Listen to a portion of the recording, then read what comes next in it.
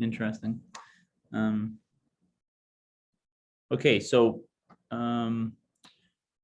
yeah, I guess this is the intro. So Martin, why don't you just give people a bit of a background on, yeah, I guess where you are in the world, and who you are.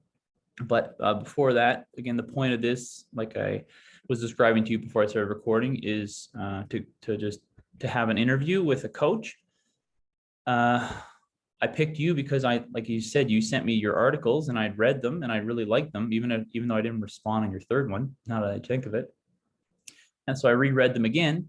And yeah, I thought it'd be good for us to have a discussion, and which you and I were talking about initially. It's really important for coaches to not only just live in the theoretical world, but to live in the practical, actual coaching realm, and then to also discuss what you actually do, and to kind of think out loud, right? And write things like you have, and examine your own ideas, and just put them out there for people to listen to, or to read, and then to critique, or to just talk with you about, right? So I guess this is like the culmination of the 2021 year for my coaches reading list, but we'll post this as a podcast as well on our podcast, because I know lots of people will be interested in listening to this. So yeah, so that's the reason we're having a discussion. And yeah, Martin, so just tell people where you actually, just tell people where you're from, who you are, what you do, and how you and I know each other.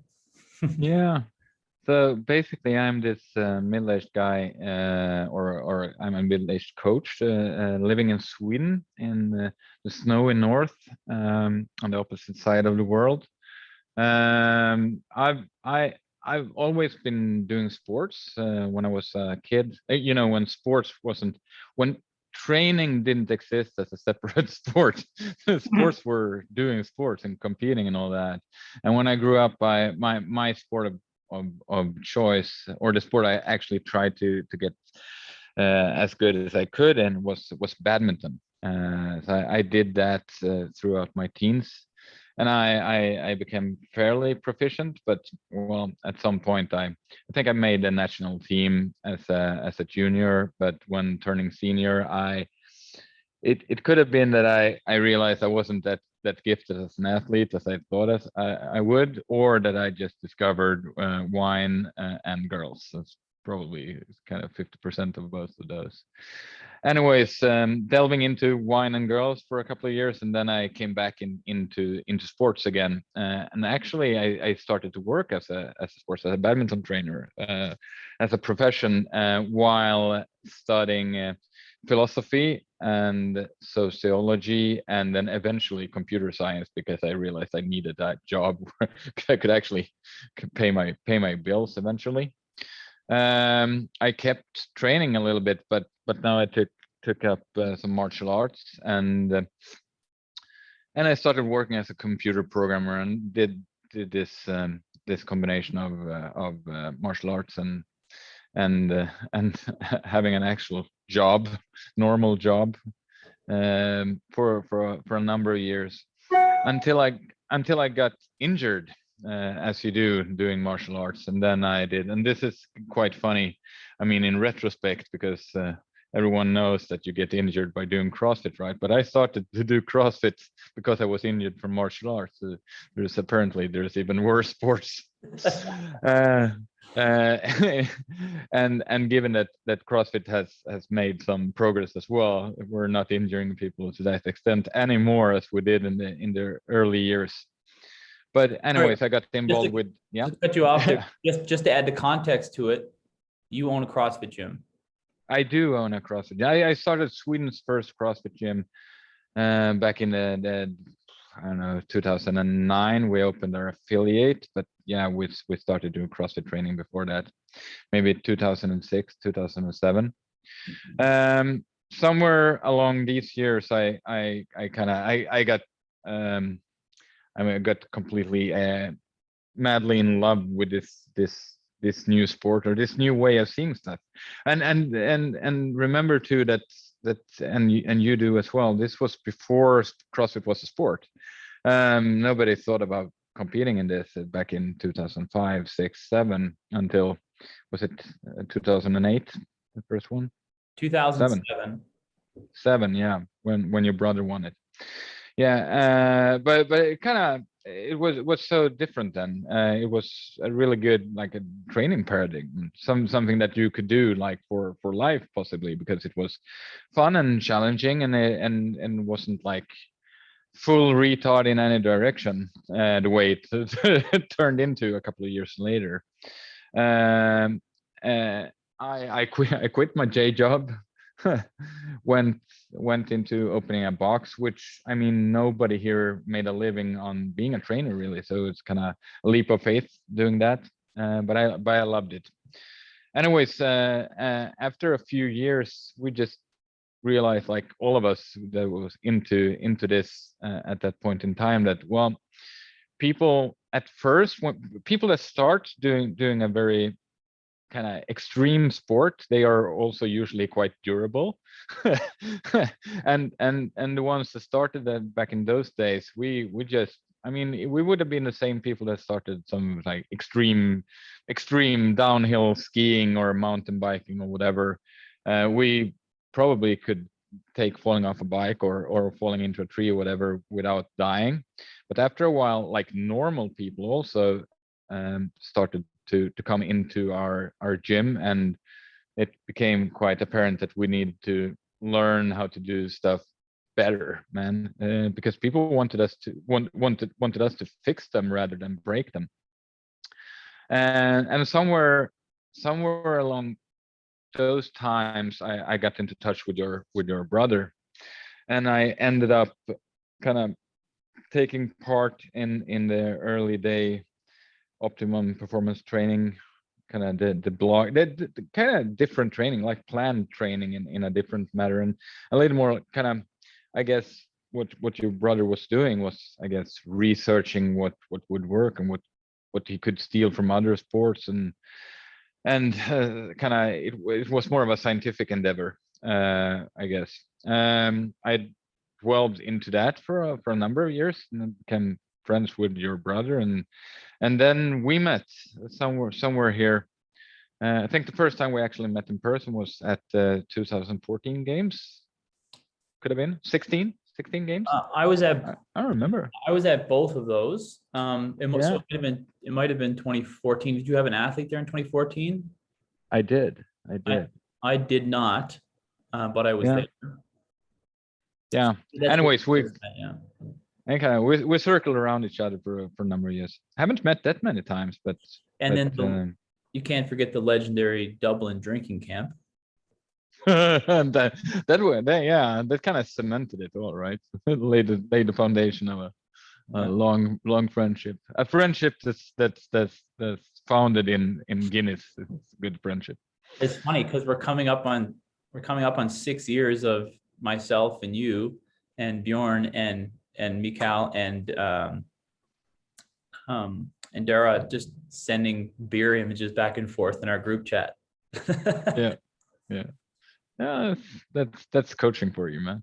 Yeah, Anyways, so along those lines, I guess I drifted more and more into my own way of coaching people, and it's way less theoretical or planning driven, you might say, and way more centered around talking to people, and just kind of trying to keep myself more attached to what I'm seeing, the reality of what the day-to-day struggles for my athletes are, rather than having all these kind of progressive overloads with volume or intensity that we all pretty much started with, and that have culminated, I guess, with the start of my blog, where I constantly, I think I have 35 articles saying pretty much the same thing over and over again. Is that, well, it's really good to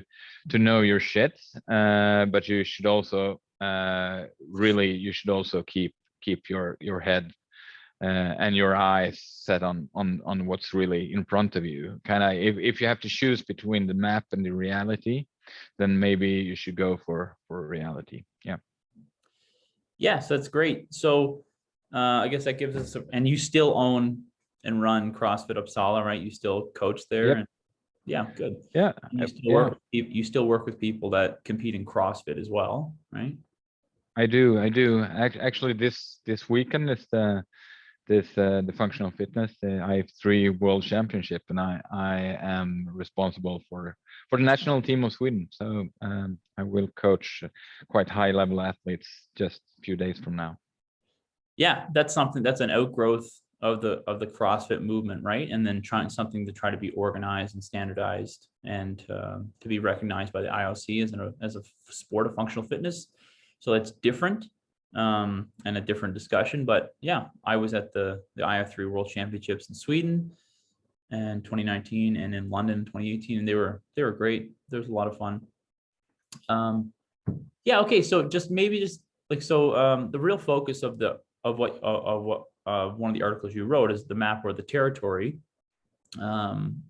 And yeah, so like why do you think you started to, or why did you yeah, I guess what's the genesis of it? Why did you write this? And I guess what are the main problems you're addressing, or what are the main ideas you're presenting in this? And you don't have to focus on the first, second, or third. You can just talk, because you said they are kind of a stream of consciousness that's just kind of arbitrarily cut off, sort of thing. Yep. But either way, there's 3 parts which people should read so they can understand what you're saying and the problems you're addressing. And yeah, Yep. there's a lot of really great sections to it, and I think people would enjoy it and definitely learn from it. So yeah, why did you come to write that, or what did you think the point of it was? So yeah, during the last couple of years, I've come to see some problems that arise and kind of luring me in the wrong direction many times as well. That is just this problematic for most coaches that I meet, and I wanted to address that. And I think that the map for the territory is kind of it becomes a discussion of a lot of people starts by kind of sketching a map, and then they go about to describe how athletes should train from that map rather than doing it the other way around. So the main thing is that, well, I think it just can be done better than doing this, and especially I think in order to develop athletes to become really good or really great and also have a good time doing that, is that you need to be able to build a strong relationship with your athlete. And this does not mean that you should be just a funny guy, the great friend, because you also have to deliver, right? You have to deliver results. You have to be competent and be able to up their game. So it's not about being a friend. It's about being just a nice person that you enjoy to do your day-to-day training with. And there is so many problems with building that relationship if you only invite them into your world of kind of complementary training and using your language and your phrases and talking about back squats and sets and reps and all that coaches usually do. And it would be so much more beneficial if you could have all this knowledge that you must have as a complementary coach, right? Have all that theoretical and technical knowledge, but be able to express it in the language of your athletes and their sport. First of all, I think that the relationship will be a better and longer one. I think that athletes wouldn't be as injured as they oftentimes are. And I also think that the transfer of whatever you do in the gym would be so much greater than it is if you're not doing it that way. And there's a couple of problems here. Is that there is a risk of starting to delve into that there is something fundamental beneath the surface, kind of within every athlete, that you'd have to uncover in order to build a better and more stable kind of performance later on. So in order to build a high peak, that you should build a broad base, kind of the metaphor of the pyramid, right?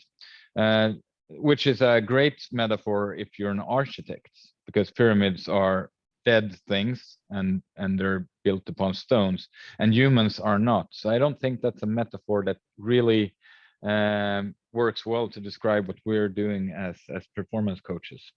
But many people use that metaphor still, and they kind of get stuck into thinking that if we do something, a broad and general ability, upon that we can put more intensity upon that without risk, or with lower risk, which I do not think is true.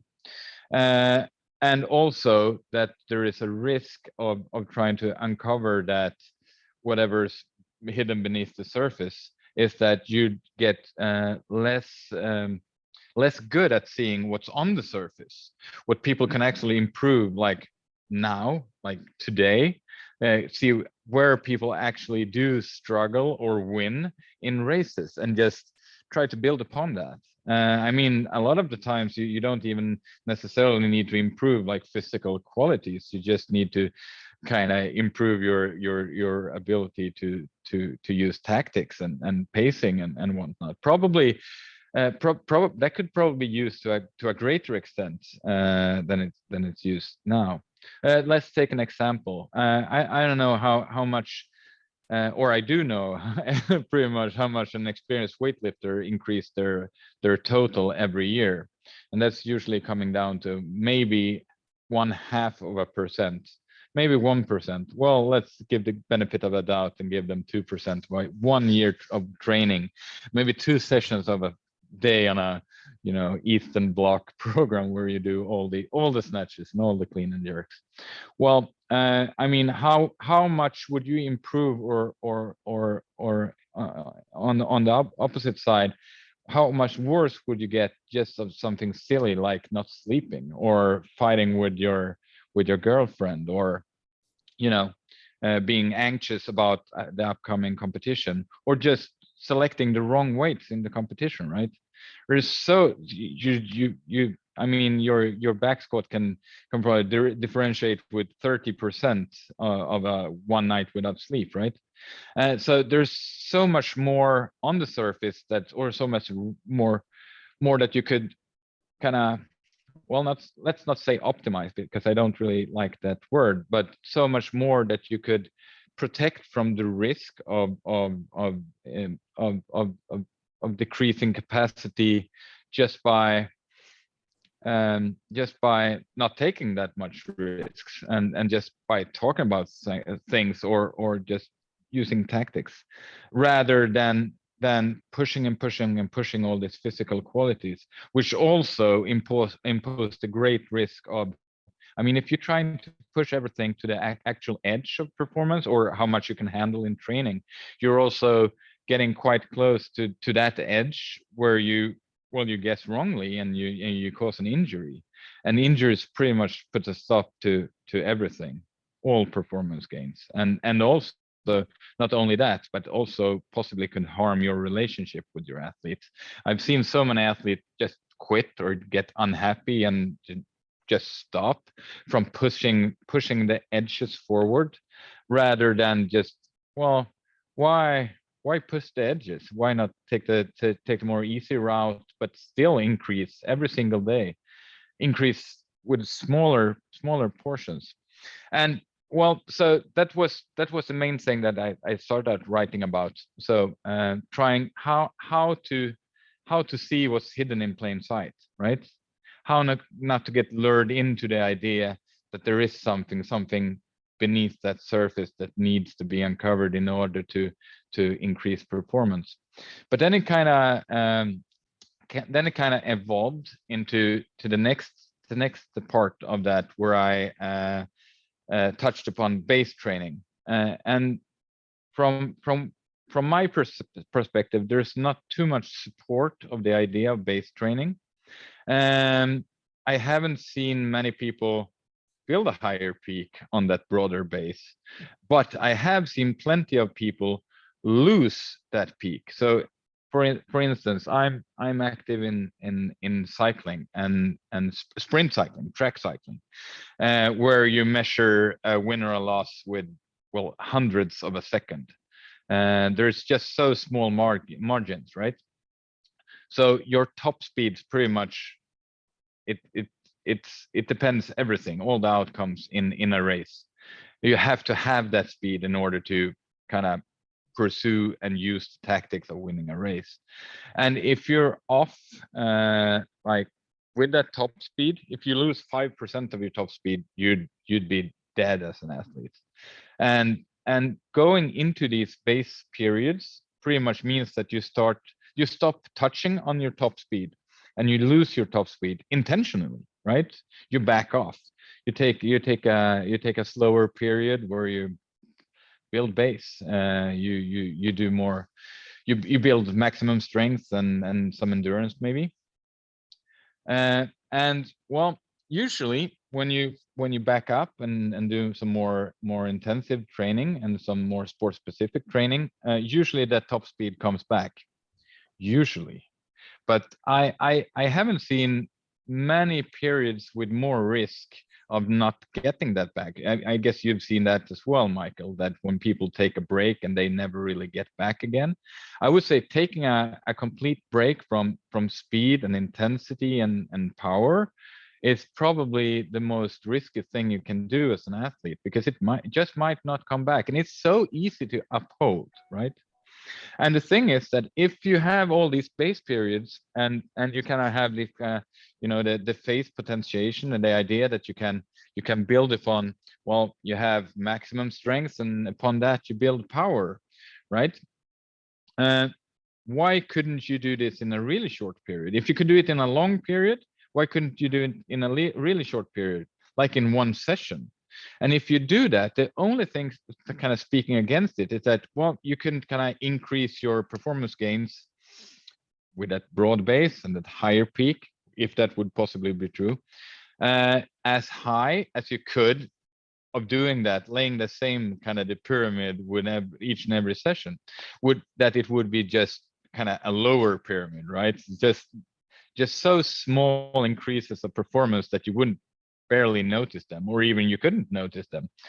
But then again, you wouldn't take much of a risk, right? And you'd still have, like, so if you have a base period, back off, you'd lose your power and your speed for a couple of months, and then you go back up. Well, so you climb back up, and then what is that? Let's say it's a third of a year. So let's say that you could build a lower peak, but the whole year, without taking any risk. This makes sense to me, that using, if you want to use phase potentiation and general and specific exercises, it's fine, but why not do in each and every session pretty much, or every training week? Why do it with longer cycles?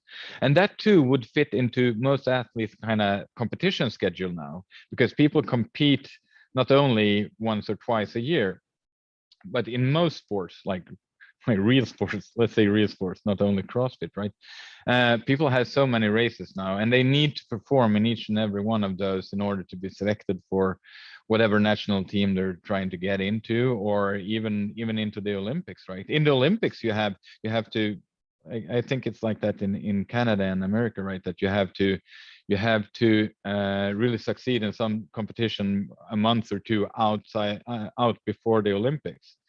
So then that doesn't leave much room for base periods, does it? Right? Yeah, an interesting.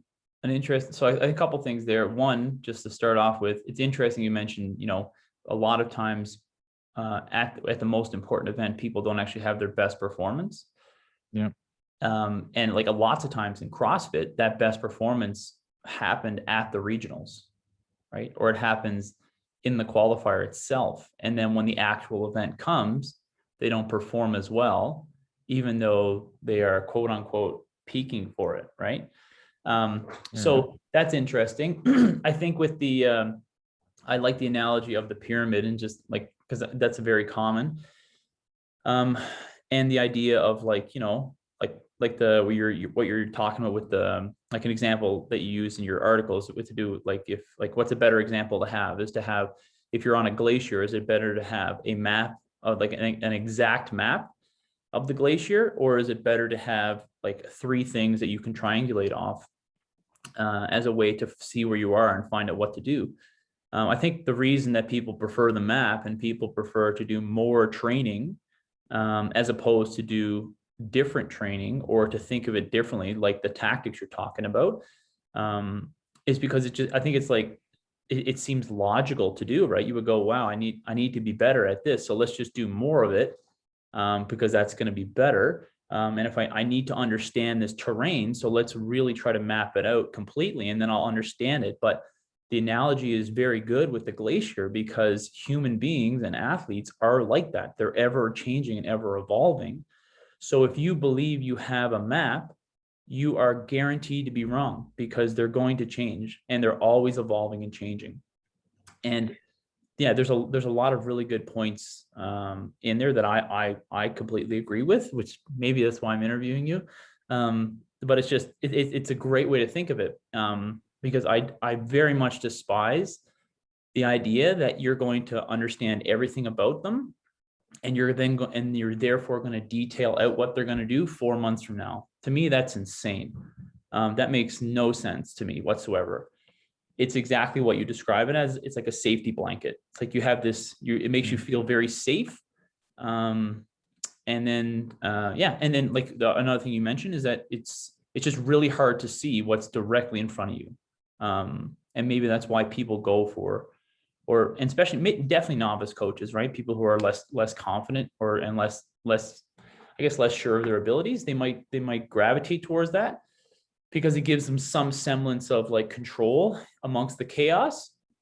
But then as you develop as a coach and your understanding and learning, you see that chaos differently, right?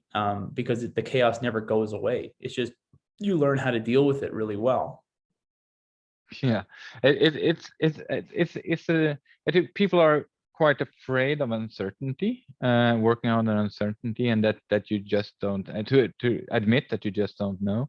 And it kind of it's really not a nice thing to do because it puts the blame if your program does not work, it's the athlete's fault pretty much, because you have used all the logic and all the progressions and you had the linear plan here and you were supposed to hit 86% of whatever this day and you didn't, so maybe you're not that athlete that you wanted to be, right? But it's also it kind of upsets me a little bit because the second time when people kind of pass that, we were talking about before we started recording about the Dunning-Kruger effect, that well after a while, so first people think that they're really smart because they don't really understand the problem, right? But then again, I don't think that the kind of analogy with the Dunning-Kruger effect that after a while you became, whoa, it kind of opens up and you get accustomed to this uncertainty. I think what happens is that you have another peak of stupidness because a lot of coaches when they do this feel like, yeah, I'm not that type of coach. I'm better than that. I'm smarter than that. So what I do is that I do this training program with my athletes and we kind of figure out what works for them. So I'm learning my athlete, right? So we did this training program. We realized so that athlete responds to this type of doing squats or this way of doing snatches and this way of incorporating fatiguing scenarios together with technical scenarios or whatever. And then they just try to do that over and over and over again. And that type of coach doesn't really get it because if it kind of built upon. So if you succeeded with an athlete, if you found a way of making them better, if you brought their squat, you made them stronger, let's say, or more technically proficient, then built into that is that you change them. So whatever you did in order to make them better in the first place will not necessarily work again, right? So you still have to keep triangulating all of the time. So it's not a case of that you get, so now I know how you work. You can't ever say that to an athlete, because you don't.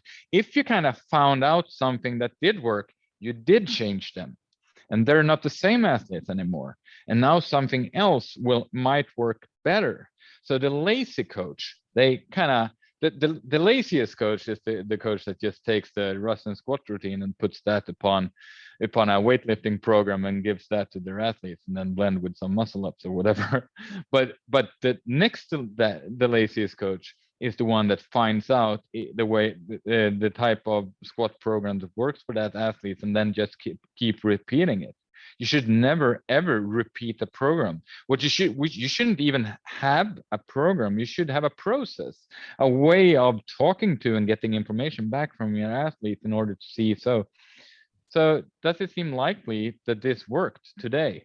Like today, not like 4 months ahead. So what can you do in order to get your athletes better today? And if you do that, then you kind of also get away a little bit from that illusion of the linear program, and you might escape the problematic thing that when you write stuff on a two-dimensional kind of paper, then all you have is pretty much, in order to sketch, you have lines, and you easily end up with working with properties like volume and intensity alone, because they are very well represented on a map or in a spreadsheet. However, task difficulty is not, right? It's way more hard to describe that in a spreadsheet. And I've been thinking to this a lot. Have you heard of a track coach, a sprint coach called Håkan Andersson from Sweden? No, I have not. No. No. Okay. Developing sprinters in Sweden, that's a feat. It would be similar to developing sprinters in northern Canada, I guess. I mean, it's hard to sprint when you have like a 2 month summer, and it's never warm, even much warm then, and you don't really have indoor tracks, because I mean, everyone in Sweden and Canada alike, I guess, it's more centered on hockey than track and field. So having athletes sprint downwards to 10 seconds sharp and 100 meter, you have to be a pretty good coach. Håkan is a pretty good coach, and he coached sprinters in Sweden, and some other coaching resources have discovered that. So he's quite well known in the sprint, or the 100 meter dash, 200 meter dash, and 400 meter dash scene amongst coaches. I've seen him interviewed a lot in American podcasts, like this speed podcast and all that. And oftentimes they ask him, so about plyometric progressions, right? So what progressions do you use for plyometrics? And Håkan probably tells you what most coaches would tell you, that, well, I consider these, like doing extensive plyometrics is probably a better or a better way to start than doing like super intensive plyometrics. And then they all want to have his kind of the exact progressions, right? So where do you start athletes? And I always get kind of I almost laugh listening to this, because it's like two people with completely different understanding of it, what it means to be a coach that talks. Because Håkan, it doesn't matter. I start them somewhere. Well, and the more kind of the logical coaches, the coaches that are probably stuck in I guess like in an American academic way, you pretty much you have to do stuff in certain orders, otherwise you wouldn't get your credential, or even lose a credential as a whatever division, whatever coach. I'm not sure how that works, but it seems to be that way, that they have this logical structure where you always do the first progression, and then you progress to the second one and third one. And for Håkan, that makes no sense. You start them out at some progression. It does not matter, because you will look and how they perform in that progression, and you, as an experienced coach, will be able to judge if it's a too hard progression and why it is too hard, and then be able to steer it into be a better way of practicing an ability. But in order to do that, you must realize what you're trying to get better, right? By doing plyometrics, because there's not many sports of plyometrics, as there is not many sports of peak wattage or highest FTP or best critical power or highest VO2 max, right? So you have to be kind of grounded in what you're trying to develop, and also you have to be able to look at the person in front of you and say, whoa, okay, that was hard for you to do. You didn't really hit the things that I wanted you to, that I wanted to see when you perform that exercise. So let's try this instead.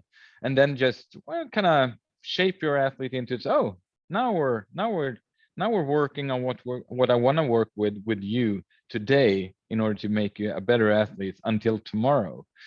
And that kind of keeps you grounded in not only kind of working with that athlete and what they're capable of, but also it will not work something that you'd magically end up getting better at 4 months down the road, but well, tomorrow.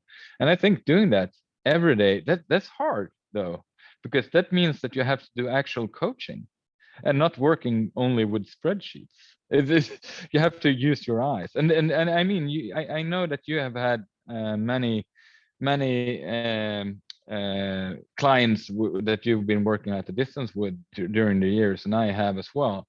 And that is so hard. I mean, you won't ever be the best coach that you can be, and you're always better as a coach when you're working with someone on a day-to-day basis. And when you're doing that though, when you write a program, so let's say you have a client that comes to work with you down at Optimum Performance Training, if you have a rigid plan on what you're planning to do today, like a program, how many times do you enact that program with that athlete? Because I don't. Yeah, we yeah, like for example, like we were saying with the one session, for clients at a distance, I try to ensure that, or at least I try to ensure that they know, like in that session, if they're doing something and maybe just something seems wrong or seems off or seems different, or what I have planned for them to do doesn't seem optimal, or it's not going as planned, I want them to know that they can change it or they can do something to amend it. And then here in Calgary, I just want clients to think that anyway, like if I'm doing this and whatever, right? If I'm doing my snatching, and I'm supposed to do this complex that I'd written for them to do, and and they're doing like 2 snatchers or whatever, and they feel really good. As an example, if I see them, I might tell them, you should just go for a single right now. You should just go and try to max it out, because that's what you really care about. And that's what will make you more confident if you can establish a new personal best. Because you don't care about the complex, really. You care about the single. As an example, right? Or if I see an individual doing something that maybe I designed inappropriately, and in watching them, yeah, for sure, I would, if I am able to see them perform it, I will, yeah, I would change it. And that happens frequently, right? Or like, for example, one of my clients last week, she's on her way kind of back out, and it's a good example, because she's on her way back out of a program, and back she realized through a process, that and it wasn't with me, but she realized through a process that if you stop working on the sport, you get extremely bad at the sport. Right? Like, so you can't just fix these, like I said, you can't just fix these things. You can't just you can't do correctives, and you can't fix the underlying mythical problem and expect that to elevate you above where you were. And she's learned that, right? So she's learned that. And that's a great example of what you're talking about. And which she now knows. She knows that that's not how things, that's not optimal. You can't just remove yourself from the sport, and expect some magic is going to happen, because you're going to lose your top end, you're going to lose your low end, you're going to lose everything, because it's a very obvious thing. You don't even appreciate what's happening right in front of you, and that all those things that you're doing day to day is what makes you good, and is what makes you able to do this. And you think you can remove all these things, but you don't understand they're integral to your performance. And I guess a good analogy would be like the the military plane you posted as the analogy, right? All you see coming back from the planes in World War II are the bullet holes in these areas. And you go, wow, there's something wrong here. And you go, yeah, but these are the planes that came back. What about the ones that didn't come back? Where were those bullet Yeah. holes, do you think? Yeah, and it's just hard to see things right in front of you. But sorry, the point of my comment was that this individual, like last week or 2 weeks ago, she was doing like a little warm-up section I had for her because we're reintroducing a bit of fatigue plus gymnastics. And she's like, hey, can I do 3 rounds of this instead of 2? I feel really good. And I'm like, yes, yeah, do it. That because I'm like, that's what I want you to do. I want you to do that, but I'm still a little cautious in how much to give you. But you talk with the individual, and like you're saying, you triangulate where you are and you go, this is what we want. So yes, do 3 rounds of it and let's see how this works. And then the last point I'll make, and I'll let you continue on, is I can't remember exactly what you were saying, but it's like what you're trying to do with someone's program. And some of the questions I get sometimes is like, hey, I just like an idea, like for example, it's November right now. Like, what do you think my program will look like in February? And I'm like, I don't know. I'm not sure what it's going to look like. It might look somewhat similar to what we're doing now or whatever. It's like, because I don't ever take you out of what you're doing. Like, like if you're like, we're always going to kind of work on the same type of thing, but it's going to slightly mold itself differently, and we'll move things around. It's not going to be like, this is phase 1, this is phase 2, this is phase 3. It's just like, I might say that, but that's not what happens. It's just like, it's this line that's kind of moving and gravitating, and it might move this way, but they're not distinct. And then the point of it is, I don't know, like, I don't know how you're going to adapt to things and what's going to happen in December. I don't know. And we're going to have to continually talk about that and see how things are going. And we can get that from your feedback, from your results, obviously, and obviously just seeing how things are going and what you look like. And we might have a good idea as to then go forward just a slight bit forward, just a little bit farther in front of where we currently are. Yeah, but and that's kind of the only point I wanted to make there, because that's a common thing I hear from individuals, clients, because they want some semblance of security too, right? So you would go, maybe telling them what their program will be like in February might be helpful for them, because it might make them just stop thinking about it. And then when you get to February, they won't even know anyway.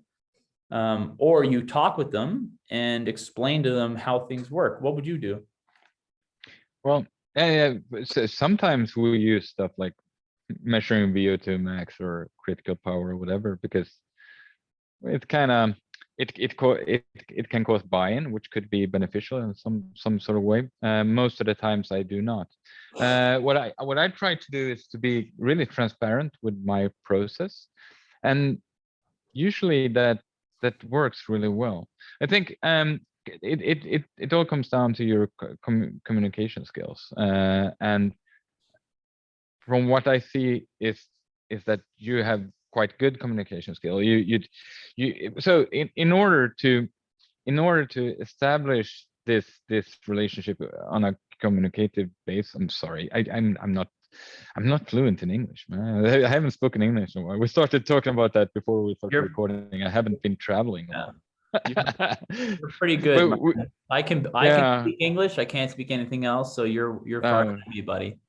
Yeah, well, our 2 options is doing this in my shitty English, or you doing it in Swedish. So let's stick with English. Anyways, so so I think as a coach, you will need to, instead of trying to build this plan and this progression and kind of try to calculate how good you can become down the line if you do a squat in this sets or rep scheme, and the next week in another one, and all that, is to start with what you see when your athlete is actually performing.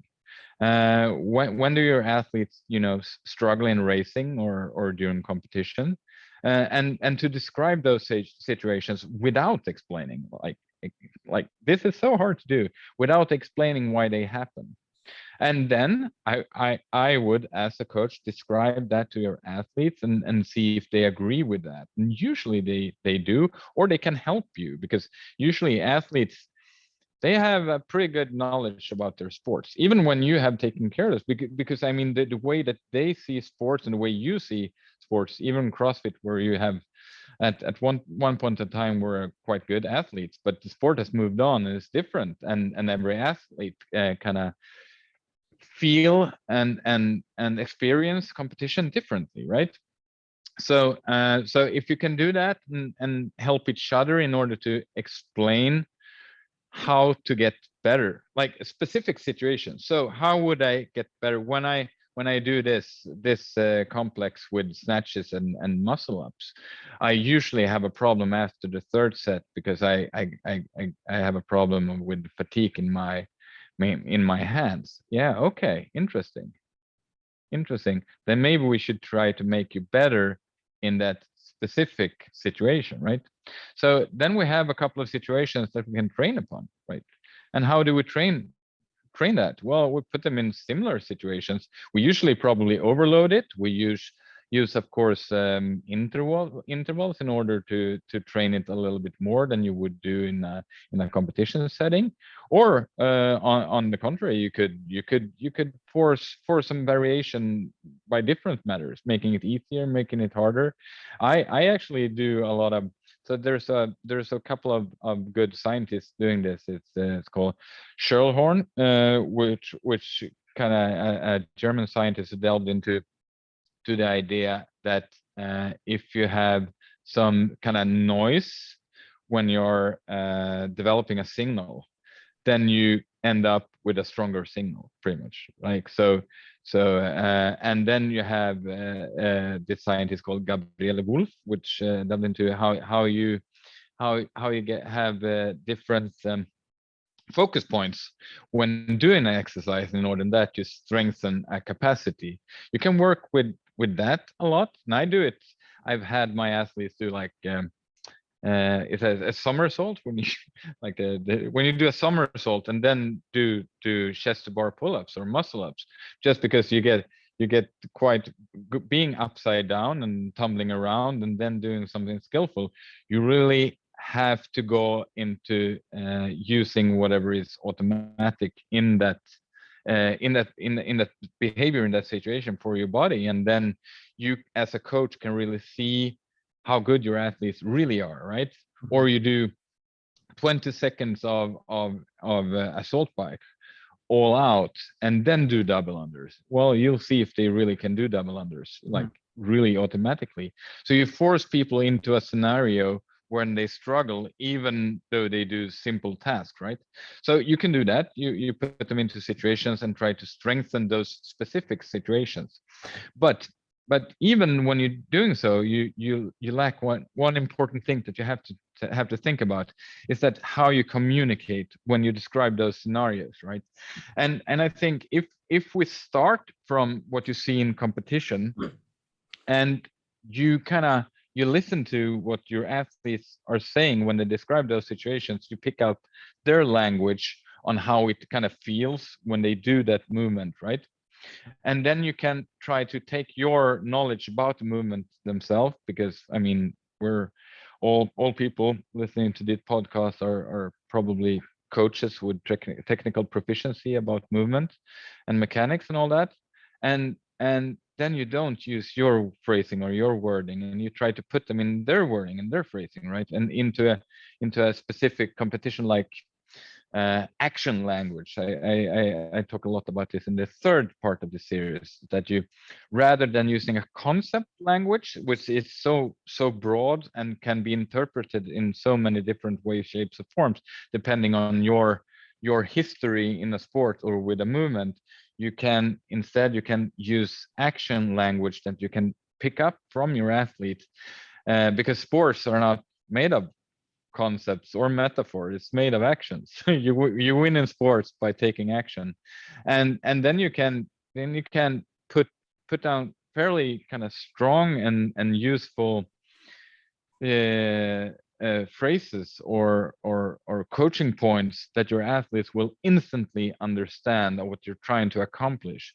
And if you can do that, and do that in a really good way, probably even a program that you do with clients that are not on site, you can describe to them what you're trying to accomplish with them with the practice of like you said, a complex of snatches, and have them kind of mold that a little bit into, so I did this because it really felt like it strengthened my whatever in a competition setting.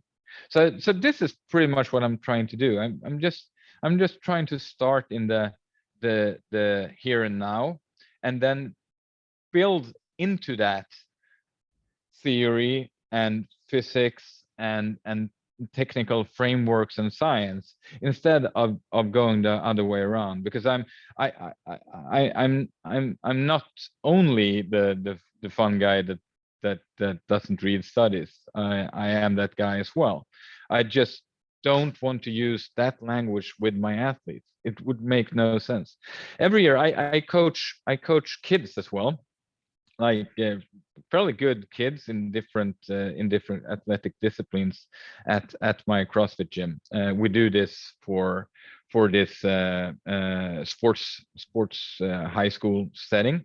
So competitive athletes, many of them in their national teams of their different sports, and usually every year I get one of this university people taking their university exam, and as the last part of their exam, they're supposed to have one more kind of practical experience. So they're out working in schools with these athletes, and some of them come to me in order for me to mentor them.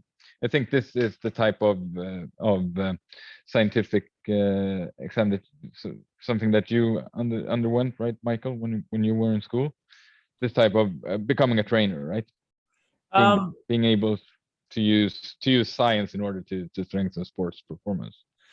Yeah, there was no training focus whatsoever in my university. Unfortunately, there was like small sections of it, but there wasn't at all. It was very lab codey, right? Yeah. It was very much, this is how things work. This is how it is. Yeah. So So no. even worse, right?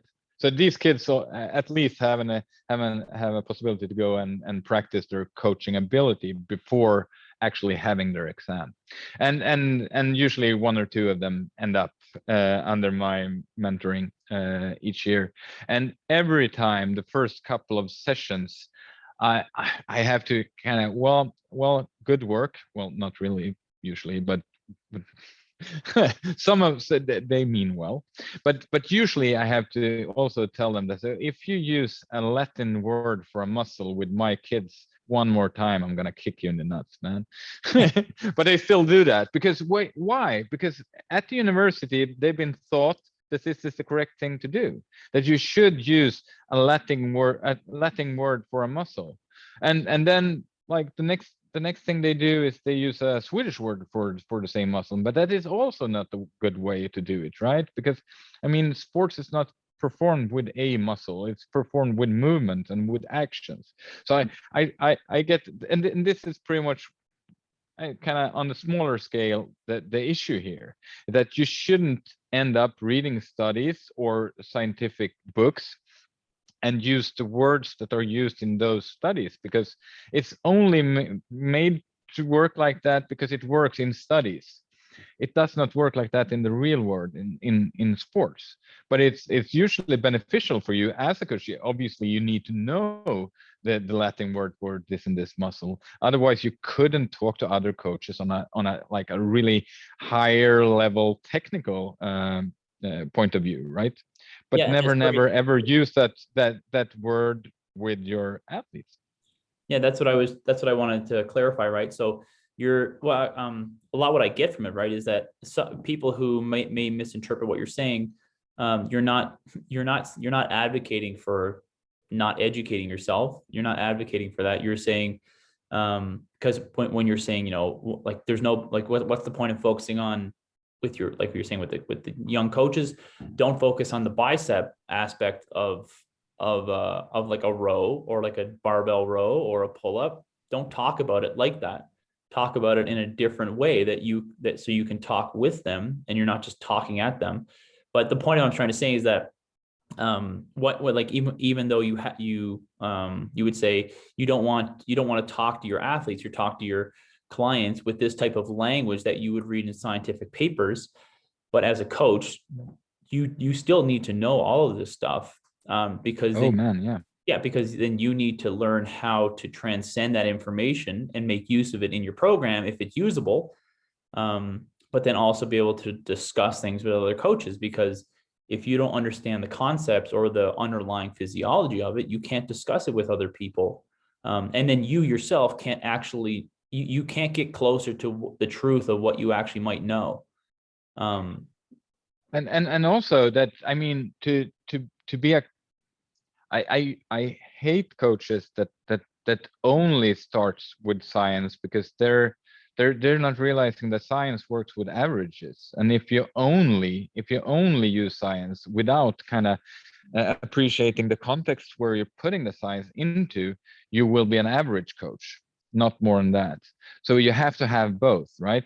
It's like I like the saying that knowledge is knowing that tomato is a fruit, but wisdom is not putting it in a fruit salad. I think that's a pretty good something to bring with you in life as a coach. But then again, so for instance, in this series, I'm not advocating not taking the easy route and knowing the physiology and really going deep when it comes to theory. For instance, I end up, like we talked about also before we started recording, about the ending of this series, where I go a little bit, maybe a little bit full retard when trying to describe how I would select exercises for a sprint cyclist, right?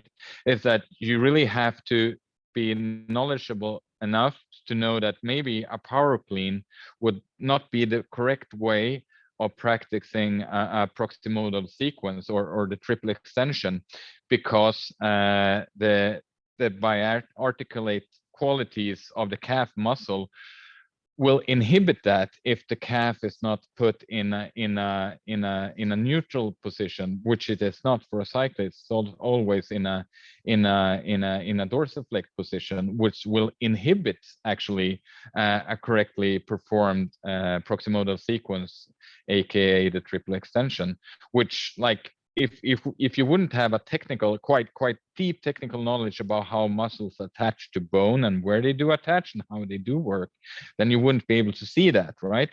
And then maybe you wouldn't put out an exercise that is good enough to make your athletes better. Like I said before, being a coach is not about being nice. It's also about being competent and being able to make your athletes to get better. But when you communicate all that stuff, you wouldn't mention the proximodal sequence, or you wouldn't really talk about sarcomeres or much muscle attachment points. You would just use the language. So when you're on a bike, your ankle is flexed. So let's make you really explosive, pushing with an already flexed ankle. So if you're collapsing in your ankle, that's not good. Let's keep it flexed. Well, that is harder. Yes, it is. That's Yeah. why we're practicing it. Yeah, good. Yeah, I think the last thing I want to ask you about, kind of previously what I was talking about, again, just for clarification for listeners, is again, when you're discussing, like, I guess when you're discussing the concept of noise in the system and developing skill and motor learning and proficiency in movement. So you discuss the idea of like maybe doing something prior to doing a chest to bar pull up. So to think about it, at what point in the development of that movement would you think that's appropriate to introduce to basically get maximal proficiency in that movement in the context of the sport. And I'll just set you up for this. So think of it like, you know, a gymnast. So if you have someone with gymnastics, like a gymnastics training background, and then they come into CrossFit, and when you watch them do the gymnastic movements, even a handstand walk or lots of handstand push-ups, they may never do kipping handstand push-ups in their gymnastics training, or chest to bar pull-ups, or toes to bar, or bar muscle-ups, or handstand walking specifically. But they have what they perform it the way you want them to perform it. You're like, this is really good. And I'm making an assumption here, so I don't know. You could assume that that people in CrossFit perform gymnastic movements in more different scenarios, or those gymnastic movements perform them in different scenarios than anybody. Right? So like the way you're going to perform a toes to bar in many different scenarios, with, you know, with a lot of fatigue in the shoulders, a lot of fatigue in the legs, maybe a lot of fatigue directly in the grip, maybe a lot of fatigue in the back or whatever. And you're going to perform the toes to bar following any number of movements or preceded by any number, like whatever. So there's innumerable types of variations for a CrossFitter to perform a toes to bar and to have that as being a learning opportunity. Versus the gymnast, who maybe never does that, but always is able to perform the toes to bar perfectly in CrossFit, with some exception. So just think about that. And then my question is, at what point do you think it's really important to introduce that and to get away from, again, the really rigid progressions, and to get into more of the exploratory aspect of, this is the problem of this person in the sport, and we need to work on this. Yeah. So basically, I'm a person that like to, how do you say that? Hedge my bets. Is that cover all the how do you say that? Cover the. I like to do a little bit of everything. So because when deciding upon what to do in a program or a session or with a movement, I tend to go for the low risk, or the kind of the no risk options, and I try to keep things on a very short time frame, because usually everything you do, if you end up taking the wrong path, it's reversible, or at least you can correct it, right? It would be like if you take off with high speed in a specific direction, if you aren't stopping to look where you are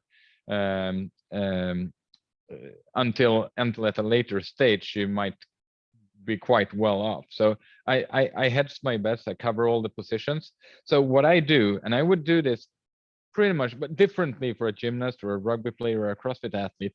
But basically what I do is, like, I work with a process rather than a program. So my process would be, so first, and this would, we could use this for a CrossFit athlete. I usually use this as we can call it a block if you want to, or we call it a week or 2 weeks or whatever.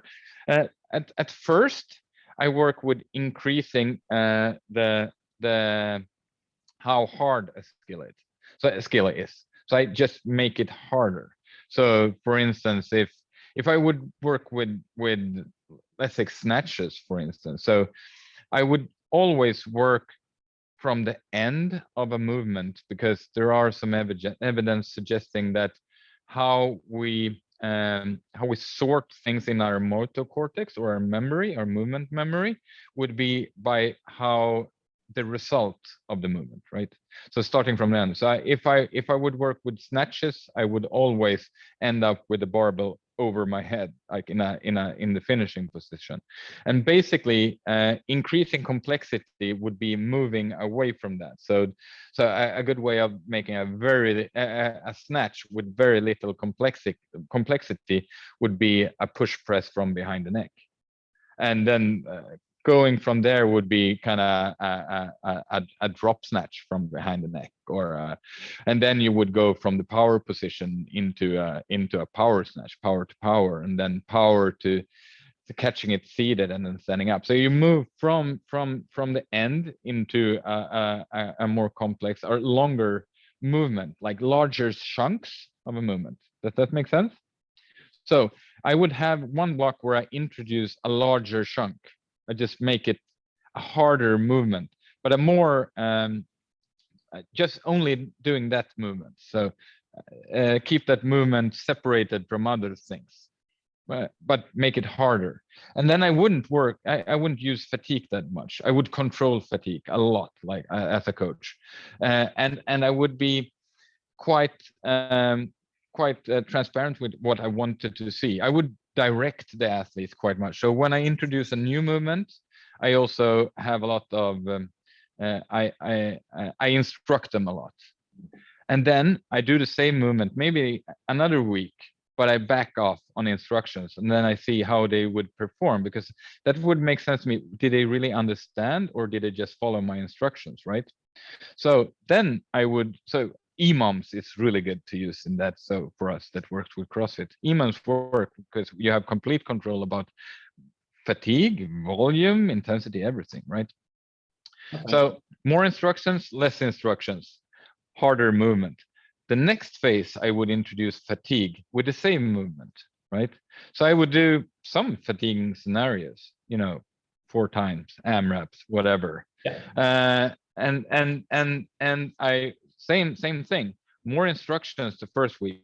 So I would want you to hit these positions, or I want you to focus on catching the bar at the same times, kind of have balance upwards and downwards at the same time from catching the bar in that snatch, even though you're a little bit tired. And the next week, less instructions, and then watch them and see, so do they get it? Like, is the movement too hard? Because otherwise I will probably keep it and just do more iterations of it. And then I would practice it in higher speed, so with intervals, like in a competition setting. And then I would go back and see, well, have we strengthened this movement? How would I know, Michael? So I would probably use some kind of like super fatiguing situation. So like the 20 seconds assault bike sprint, and then do the movement and watch. So if they do it somewhat proficiently in that situation where they're like, well, you know how you feel about after doing that, then, well, oh, good. They actually know how to do this. There's no point of practicing this in isolation, maybe another turn or another iteration. Let's try to make this movement harder, and then just go through these iterations and this process time and time again. And I would probably use this for a gymnast as well. And I'm not sure if that's just because I'm a bad gymnast trainer and a better CrossFit trainer, or I also think it would work. I really do, because that's a good way of kind of working with different ways of introducing noise. So noise from a harder movement, and then keep that movement, which is not anymore that hard for the athlete, kind of introduce some noise by fatigue, and then do that, and then introduce noise through just the speed of movement, kind of the pushing the movement a little bit, and then just round and round it goes. Yeah. That's the process I would use. Yeah. The analogy I like to use or think of with developing skills like that, and progressing those, is kind of like, those spin tops where you push the top and it spins more. Like when you have like a beginner individual, right? You push the top and it's really wobbly, and you better not touch it, because if you touch the spinning object, it's going to tip over. And that's the idea you would think of in terms of the noise that system can handle. It can't handle any type of perturbation. It's not complex enough to handle and deal with this, and most importantly, deal with it to adapt to new scenarios. So, right, as you get that thing spinning faster and faster, you want to see what you can perturb it with, and how it reacts, and how things work, right? But at a point, there's like if you just keep trying to make it spin faster and get good at toes to bar and perfect, at some point you're like, but this is not contextual to the sport whatsoever anymore. Like, we've gone from the part of development, progress to, you're not getting anything out of this anymore. Like, you need to start taking this and seeing what happens when you start smacking the side of this thing, and what happens here. Yeah, and that's when you start programming somersaults before before toasted bars and all that. People can see which are my athletes in the gyms because they do all the craziest shit. But it's just about it's a way. I think of it like, so instead, if you get stuck in a loop of doing more, eventually you will find out how much your athlete, it's kind of the point, right? So how much can my athlete take? But well, you don't really want to find out, because you find out by your athletes going either becoming depressed or getting injured. So I try to, so let's and this could be a good test for coaches out there in order to, so if let's take, so you have an athlete, you want to get them better at doing muscle ups, but you're not allowed to do more than 10 muscle ups every week. So how would you do that?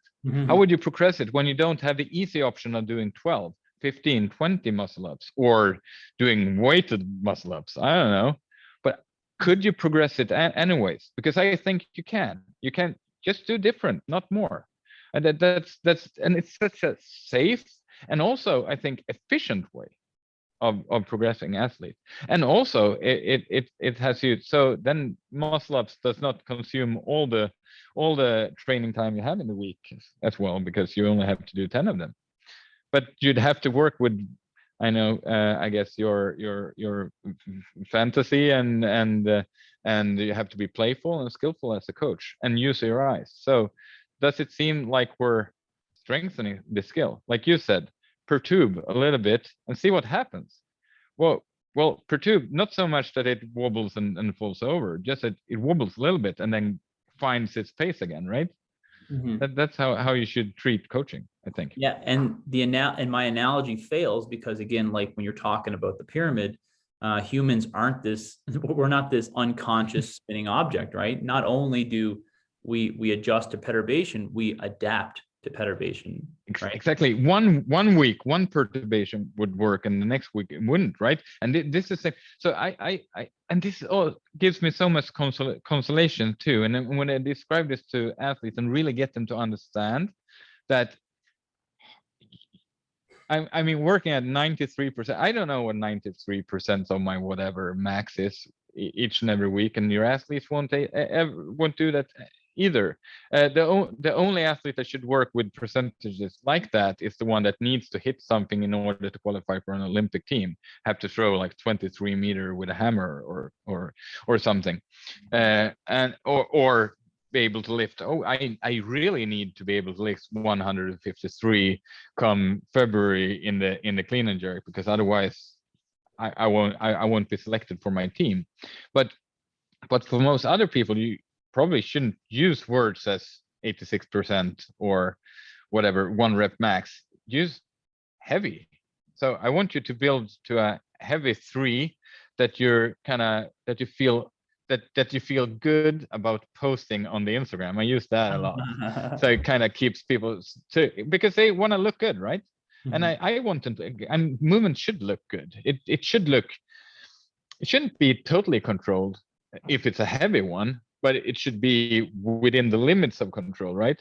And telling athletes, and this is such a relief for them. So if you are tired and go into the gym, working, even though you had 100 kilos in this lift last week and heavy today with good form and no kind of that your movement mechanics broke down or changed during the movement, you only went to 90 today because you didn't sleep that well, and well, you had another session this morning.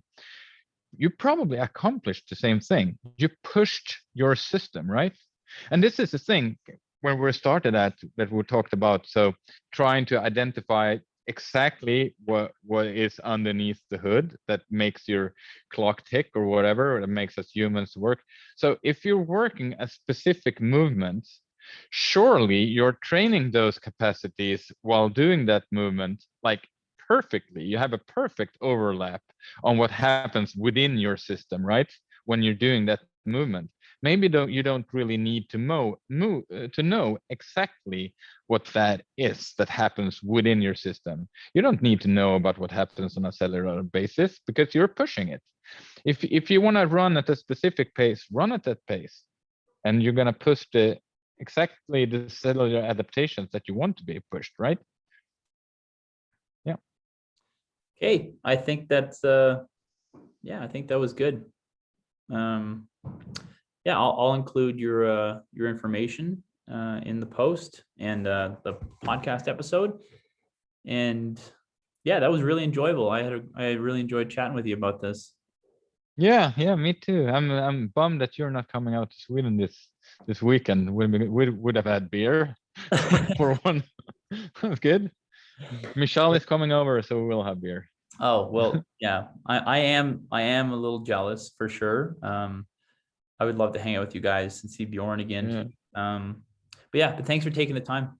This Yeah, was thank you. I know people, if they listen to it, they read your article, they'll learn something. And some people may learn a lot, which will be very good. And more than anything, it'll make them think about what they're doing. And that's really all I wanted.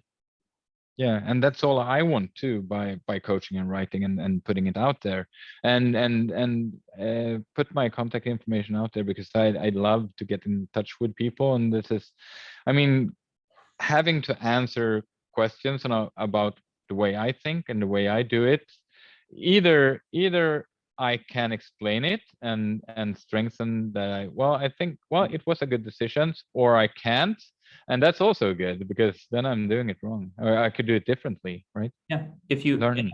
You're okay with that, I'll just include your email in the email Sure. as well. All right, that's very nice. Sure.